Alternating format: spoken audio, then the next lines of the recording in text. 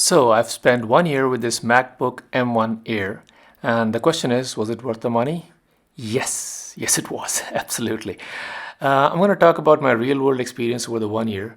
Benchmarks are good, but you really have to see how you use it on an everyday basis. The first thing I can't get over is this quick wake-up sleep cycle. I mean, it's just mind-blowing that you get used to it, and then nothing else will be good enough.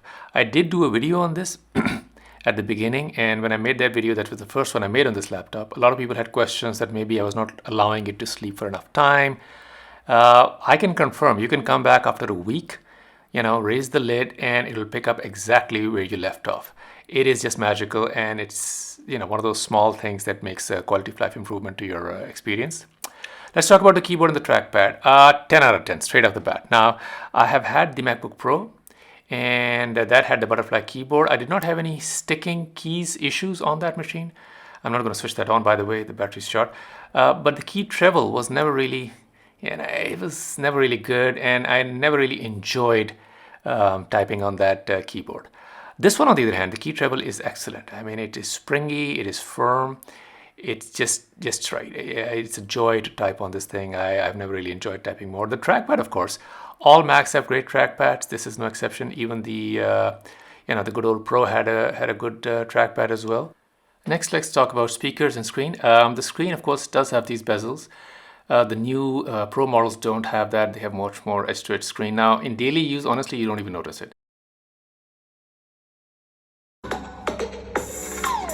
Hey, what's up? I'm KBHD here, and this is the all-new Samsung Galaxy S22. So yeah, the speakers sound fine, the screen looks good. I use it for a lot of Netflix, a lot of YouTube, and it's perfectly fine. Now, obviously, you're not going to DJ music with it, but it's really good quality speakers. It gets 9 out of 10 because I have also heard the speakers on the MacBook Pro, and so I took one away just because of jealousy. Those speakers are even better. I mean, because it's, the bass is better, the music separation is better. But if I didn't have that for comparison, the new M1 model on Pro, these are very good speakers, and there's nothing to complain about at all. Next up, performance. 10 out of 10, no issues at all whatsoever. What do I use it for? Well, I use it for a lot of development. I do web dev. This is the next JS project, reasonably sized. I'm running it right now. As a matter of fact, I run it and debug it on Chrome. No issues with it. By the way, I did a complete separate video on Chrome in which I actually opened 100 tabs on Chrome on this machine. Go check it out. On a day-to-day basis, on development, debugging of these machines, no problems at all. I also use Xcode. Again, Xcode is absolutely fine on it. Reasonably sized projects run without any issues. So really, no issues in development. Android Studio can be a little bit of a problem at sometimes. It's a little bit slower, but for Xcode, it does work, by the way. It is compatible. But otherwise, no issues at all. Also on heating. Now, because there is no fans, some people are afraid that it might overheat or it might throttle. Not the case in my experience. It just runs and runs and runs, and yeah, 10 out of 10, no problems on performance. Let's talk about the battery. 9 out of 10, and well, the truth is, I don't worry about the battery. I mean, I charge it up. If I have to go out, go on the road or whatever, I will take it in the morning. I don't even think about the battery all day. I have so much confidence in it. And on a day-to-day basis, frankly, sometimes I will not charge it for 2 or 3 days, depending on what I'm doing with it. The only reason I took away one point is if I go now to the battery health indicator, and this is normal, by the way. If I go on the battery health here, it shows you that, yeah, there we go. It shows you that 92% capacity is left. This is after 1 year of usage. Now, this is normal. In my experience, in all laptops that I've ever used, battery capacity does go down by 8 to 10% per year. So this is par for the course. Of course, one can always wish for more. I wish it was at 95% still. So I took away one point. But the fact is that the battery life was so good to begin with, I have never even noticed that it is at 92%. In fact, I've just noticed it today when I was making this video and I checked out this dialog after a very long time.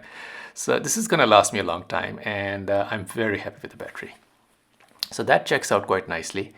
And next up, let's talk about iPad apps. Now, this is one thing I thought I will use a lot. I thought I'll use a lot of iPhone and iPad apps. I have not used so many.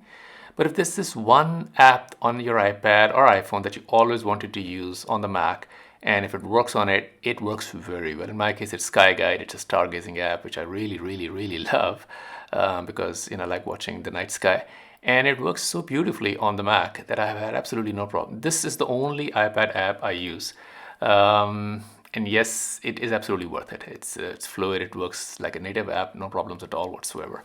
So I gave it 8 out of 10 because some apps that you might want to have are actually not available. The developers do not make them available on the Mac. So you might have to pick and choose. But if you find that one app that you always wanted, it works very well when it works. So 8 out of 10 on that. Overall value for money, what can I say? 11 out of 10. I am very happy with this machine. I love it. I use it every day. Again, I'm not a video editor. I am not a gamer, all right? So those two use cases I cannot comment on. If you're a very high end, if you do a lot of 4K or 8K video editing and, very huge files, I'm not one of those guys, all right? I will edit this video that you're watching on iMovie, and that's good enough for me. These are short videos and I'm really not that like a pro on that thing, and I do not do any gaming at all. But for the kind of use cases that I've shown you, I would recommend this to 99% of the people who are not sort of pros in a specialized field. I would recommend it to students, for everyday use, for office workers, especially if you to carry it so light. It's easy to carry. The Pro is more powerful, but it is heavier. This is an absolute delight, and it has been out for more than a year now, and I think it's still good value for money. Of course, it's more discounted now as well. I know the new one is around the corner. It'll be obviously better. All new models are, and if you want to wait for it, that's fantastic. But for my money, this is an absolutely fantastic machine, and I would recommend it without hesitation to anybody. So thanks for watching, and see you guys perhaps in the next one.